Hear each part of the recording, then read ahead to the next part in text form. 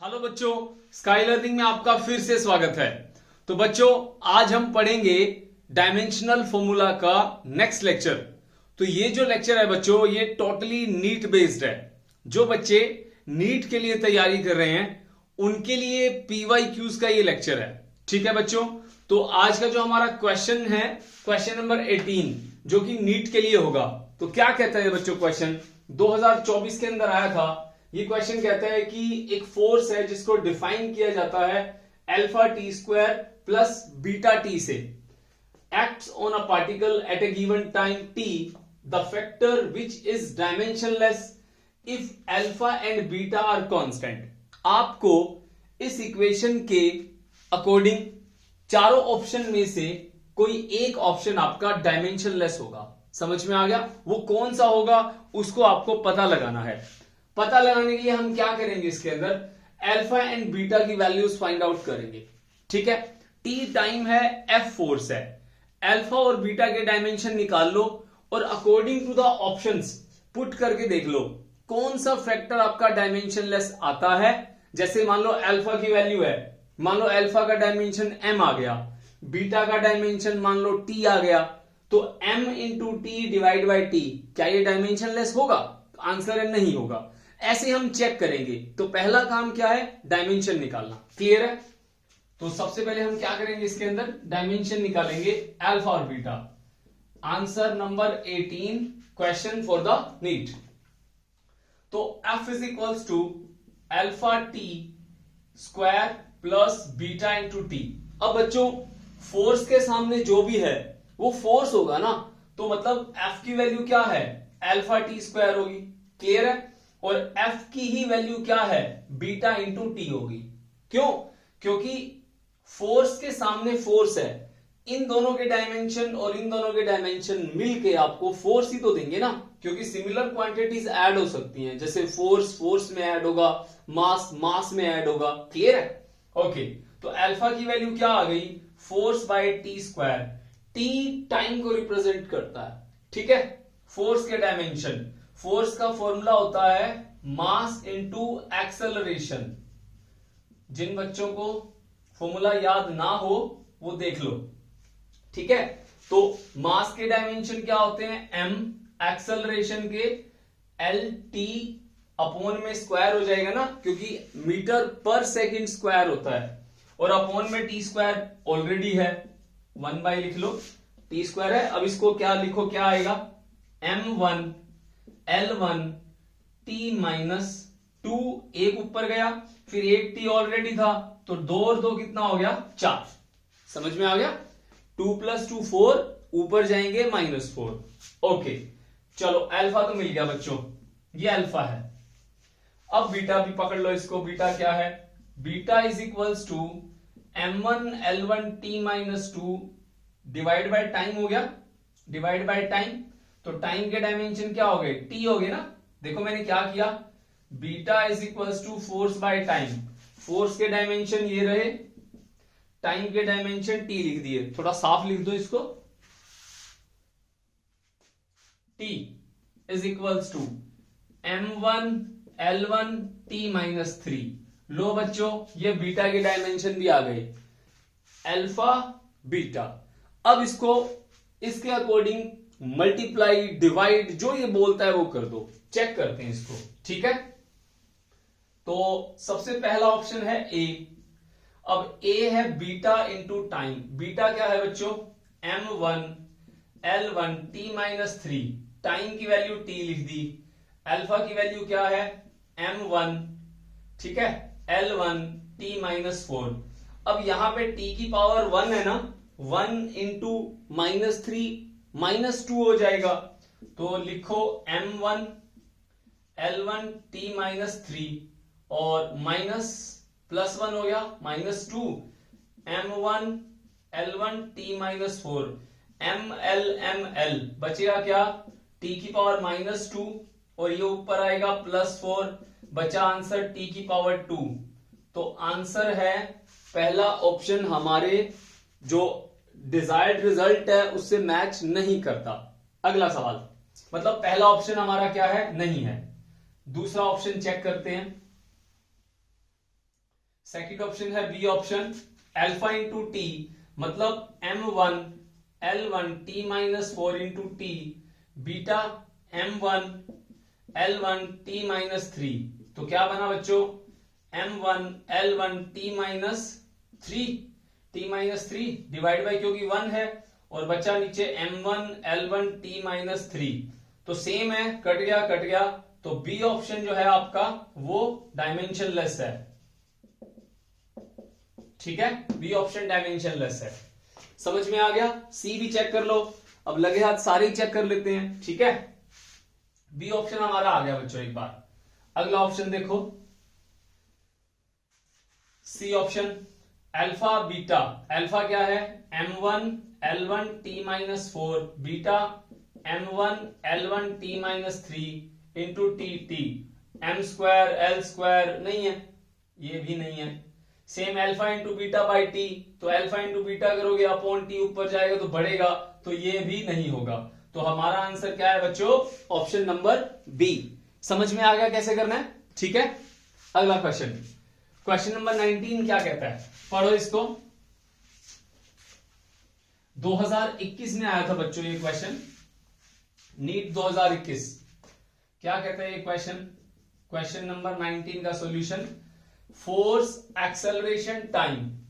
अगर हम इसको चूज करते हैं फंडामेंटल फिजिकल क्वांटिटीज, तो क्या ये डायमेंशन ऑफ एनर्जी इनमें से कौन से होंगे? ऐसा क्वेश्चन कभी भी आ जाए कि जहां लिखा हो ये वाली terms are chosen as the fundamental physical quantities, ऐसी सिचुएशन में आपको क्या करना है, सबसे पहले जिसके डायमेंशन निकालने हैं, जैसे एनर्जी, पहले वो लिख लो एनर्जी। उसके बाद क्या करना है, डायरेक्टली प्रोपोर्शनल का सिंबल लगाना है। फिर नाम पढ़ो, फोर्स एक्सेलरेशन टाइम लिख दो, फोर्स एक्सेलरेशन टाइम। उसके बाद क्या करो, इनको एज अ जो इनका सिंबल होता है डायमेंशन फॉर्म के अंदर जो इन्होंने दे रखा है वो लिख लो। एनर्जी हमारा E लिख लेते हैं हम, फोर्स को F बोला है इन्होंने, एक्सेलरेशन को A बोला है, टाइम को T बोला है। क्लियर है? अब इसके पावर लिख दो ABC। समझ में आ गया? इसकी पावर लिख दो ABC। हमें बेसिकली यहां पे ना डायमेंशनल फॉर्मूला का एक एप्लीकेशन होता है जिसको क्या बोलते हैं हम लोग, टू डिराइव द फॉर्मूला। ठीक है, 3 एप्लीकेशन होते हैं इसके। To check the accuracy of the formula, कि फॉर्मूला ठीक है या नहीं है। दूसरा, टू डिराइव द फॉर्मूला, जो हम अभी करेंगे। तीसरा होता है to convert the one system into another. आपने सुना भी होगा कि 1 न्यूटन में कितने डाइन होते हैं, उसका नॉर्मली स्कूल में क्वेश्चन पूछा जाता है, पूरा का पूरा डिराइव करना होता है, इसको पूरा लंबा चौड़ा क्वेश्चन लिखना होता है, नहीं तो ये शॉर्ट ट्रिक से 1 मिनट में भी हो जाता है। तो हमें बेसिकली अब इस पे ध्यान देना है, टू डिराइव द फॉर्मूला। ठीक है, कैसे करते हैं, सबसे पहले इसके डायमेंशन लिख लो। इनकी पावर ABC है ना, उसको साथ लेके चलना। एनर्जी के डायमेंशन क्या होते हैं, m1 L2 t minus 2। Energy के डायमेंशन कहां से लिए मैंने, वर्क डन से। वर्क डन का फॉर्मूला क्या होता है, फोर्स इंटू डिस्प्लेसमेंट। ठीक है, जिन बच्चों को इसका डायमेंशनल फॉर्मूला नहीं बनाना आता, फोर्स का भी बताया, डिस्प्लेसमेंट मतलब मीटर होता है, फोर्स का डायमेंशनल फॉर्मूला होता है m1 L1 t माइनस 2, अभी पिछले सवाल में दिखाया मैंने, इनटू लेंथ है तो लेंथ का डबल हो गया यहां पे। Clear? Okay, directly proportional. Force का डायमेंशनल फॉर्मूला क्या होता है, अभी लिखा m1 L1 t माइनस 2। अब बच्चों इसकी पावर है A, यहां A लिख दो। एक्सेलरेशन LT माइनस 2, पावर है B लिख दो। टाइम T, पावर है C लिख दो। समझ में आ गया? अगला काम क्या है, इस स्टेप के बाद आपको इसकी पावर जो A है, इसकी पावर जो B है, इसकी जो C है, इनको इनकी पावर दे दो, मतलब ओपन कर दो। कैसे करते हैं ओपन इसको, तो m1 L2 t minus 2 directly proportional, सामने कौन है m LT माइनस 2, तो m power A, L power A, T power minus 2A। ठीक है, क्लियर हो गया? ब्रैकेट एक बार लगा देता हूं। उसके बाद इसकी पावर b है, l power b t power -2b, क्योंकि यहां माइनस का 2 है, लास्ट में सिर्फ t है, t की पावर c है। क्लियर है? जो जिसकी पावर है डायमेंशन फॉर्मूला के अकॉर्डिंग उसको a b c से मल्टीप्लाई कर दो, मतलब उसको उसकी पावर जो एक और पावर हमने एज्यूम की है वो उसके साथ मल्टीप्लाई हो गया। अगला काम, अगले काम में जो m है, जितने भी m है सबकी पावर को इंडिविजुअल लिख लो। मतलब अगर यहां m की पावर 1 है, l पावर 2 है, -2 है, यहां m की पावर a है, m की पावर a लिखा।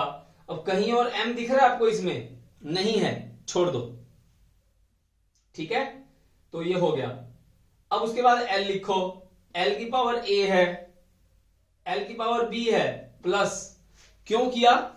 क्योंकि बेस सेम, पावर ऐड होती है। एक और देखो नहीं है, तो एक बार है फिर एक बार है, मतलब टोटल 2 बार है, हो गया। उसके बाद t -2b माइनस का 2a आएगा पहले, माइनस का 2a माइनस का 2b प्लस का c, माइनस का 2a माइनस का 2b और प्लस का c, हो गया। यहां तक करने के बाद आपको क्या करना है? प्रिंसिपल ऑफ होमोजेनिटी अप्लाई करना है। Apply principle of homogeneity. इसका मतलब क्या होता है? इसका मतलब होता है जो हमारे पास पावर्स हैं राइट हैंड साइड में और लेफ्ट हैंड साइड में, उनके जो कोफिशिएंट हैं, जिसकी वो पावर है, उसको कंपेयर कर दो। कहने का मतलब है पावर कंपेयर करो। अब m की पावर a है इक्वल टू, यहां m की पावर कितनी है? 1 हो गया। अब l को देखो, a plus b equal to, l की पावर 2 है, 2 लिखो। a तुम निकाल चुके हो, कितना है? 1, प्लस b इक्वल टू 2, तो b की वैल्यू कितनी आ गई? 2 माइनस 1, आंसर आ गया 1। तो a की पावर a का वैल्यू आ गया 1, b की वैल्यू आ गई 1। अब निकालना है c को देखो कहां है? c तीसरे में है, इसको थोड़ा मिटो लेते हैं ऊपर वाले को।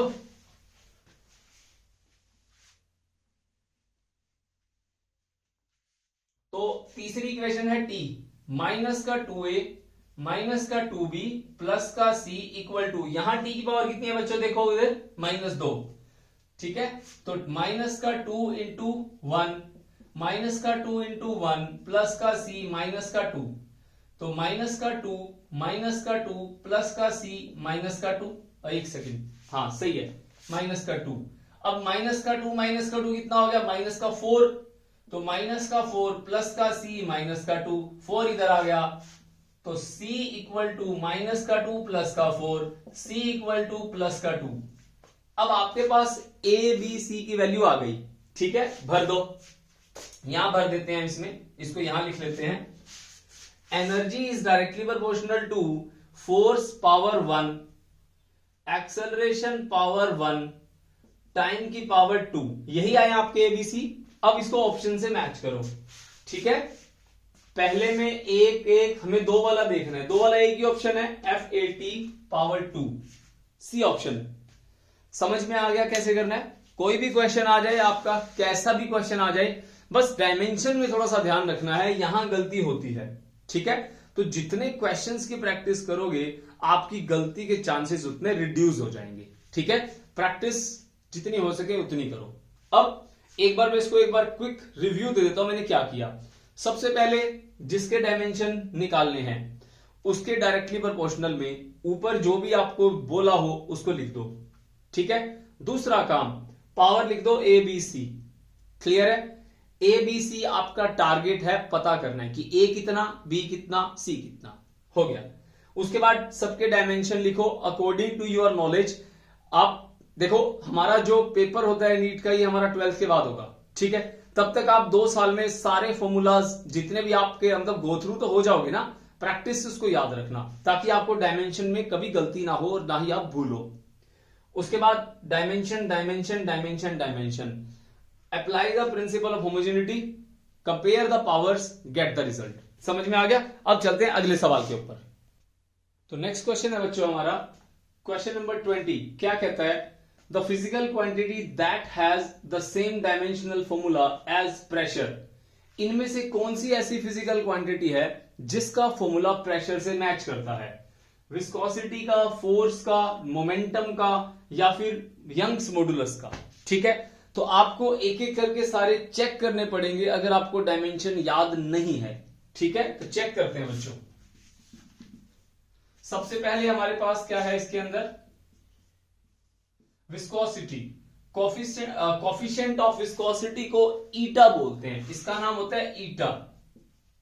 इसका फॉर्मूला होता है बच्चों force into length by area into velocity. ये इसका क्या होता है? फॉर्मूला। अब सबसे पहले हमें प्रेशर का भी तो पता होना चाहिए ना, तभी तो मैच करेंगे। पहले प्रेशर का लिख लेते हैं। Pressure is equals to force upon में एरिया। फोर्स होता है m1 L1 T-2, एरिया होता है L2। तो एक L से एक L गया तो ये वाला L ऊपर जाएगा, m1 L-1 T-2। तो हमें बच्चों जो भी अब रिजल्ट निकालेंगे उसको मैच करेंगे उसके साथ, जो मैच करेगा वो हमारा आंसर है। ठीक है, ओके। फोर्स क्या है? m1 L1 T-2, length L divide by area L का स्क्वायर, वेलोसिटी LT-1। अब L से L ये कट गया स्क्वायर, तो ये वाला L ऊपर गया, m1 L ऊपर आया, L-1, T-2 है, ये प्लस हो जाएगा तो T की पावर -2 + 1, तो इसको लिख सकते हैं -1। तो m1 L-1 T-1, तो सारे ही माइनस में है, मतलब 1 में है। हमारा यहां पे 2 है माइनस का, तो पहला मैच नहीं करता। ठीक है, गलत हो गया। अब करेंगे अगला मैच। सेकंड क्या है? फोर्स। फोर्स का तो देखो पता ही है, सामने दिख ही रहा है। Force m1 L1 T-2। ठीक है, यहां माइनस का 1 है, मैच नहीं कर रहा, तो दूसरा भी नहीं हो रहा। अब चलते हैं हम मोमेंटम के ऊपर।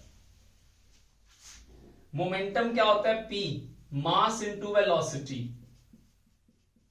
तो मास को बोलते हैं m, वेलोसिटी LT-1। तो यहां +1 है और वहां -1 है, ये भी मैच नहीं हो रहा, मोमेंटम भी गया। तो बच गया D, यही होगा। ठीक है, फिर भी निकाल लेते हैं यंग्स मॉडुलस। फॉर्मूला क्या होता है? फोर्स अपॉन एरिया, और मतलब नॉर्मल स्ट्रेस बाय में लॉन्गिट्यूडनल स्ट्रेन, ये इसका फॉर्मूला होता है ना, जिसने ये चैप्टर पढ़ा हुआ है पहले से। ठीक है, force by area, normal stress, और इसमें नीचे क्या होता है? लॉन्गिट्यूडनल स्ट्रेन, रेशियो होता है ना। लिख देता हूं फॉर्मूला, नॉर्मल स्ट्रेस बाय में longitudinal strain.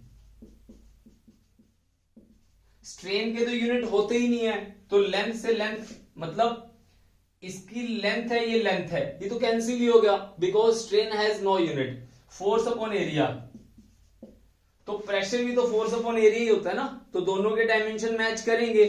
So hence our answer is D, Young's modulus of elasticity.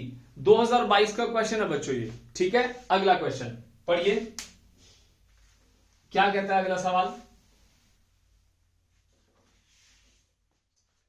Plane angle and solid angle have units but no dimension, dimension but no units, no unit no dimension, both units and both dimension. Check कर लेते हैं क्या है। तो plane angle, answer number 21। Plane angle, plane angle कौन सा होता है बच्चों? जैसे मान लो हमारे पास एक ये सर्कल है, इस सर्कल के अंदर हम लोग ये एंगल बनाते हैं थीटा, ए से बी तक एंगल बना, ये रेडियस, इसको बोलते हैं आर्क। तो नॉर्मल एक फॉर्मूला आप सभी ने पढ़ा होगा, angle equal to arc upon radius. ठीक है, एंगल के यूनिट क्या होते हैं? रेडियन। प्लेन एंगल के यूनिट होते हैं रेडियन, ये याद रखना आप। और एंगल के डायमेंशन क्या होंगे? आर्क होती है लेंथ, रेडियस होता है लेंथ, लेंथ से लेंथ कट गया, dimension m0 l0 t0, unit है डायमेंशन नहीं है, क्लियर है, यूनिट हैव, ठीक है, बट नो डायमेंशन। दूसरा और चेक कर लेते हैं, solid angle. Second, solid angle. Solid angle ना तरबूज में बनता है। अब तरबूज वर्ड इसीलिए बोला है, याद रहेगा। आप तरबूज को चेक कैसे करते हो? मतलब आप किसी शॉपकीपर से तरबूज लेने गए, वो क्या करता है, नाइफ लेके उसके अंदर ऐसे कट करके एक पीस बाहर निकाल देगा, समझ में आया ना, ऐसे ऐसे कट करेगा बाहर निकाल देगा। तो उसमें जो ये एंगल बनता है चोंच जैसा, उसको बोलते हैं हम सॉलिड एंगल। समझ में आ गया ना, जो सॉलिड स्फीयर में बनता है, इसीलिए मैंने वाटरमेलन बोला, ठीक है। ये ऐसे बना तो 3D है ना, ये 3D है हमारे पास। तो यहां पे मान लो मैं एक छोटा सा कट लगा देता हूं ऐसे, इस तरह से, यूं, इस तरह से।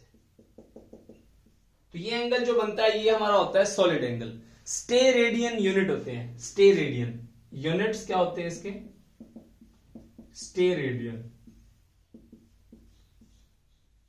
अब फॉर्मूला, फॉर्मूला सॉलिड एंगल का, एरिया, एरिया अपॉन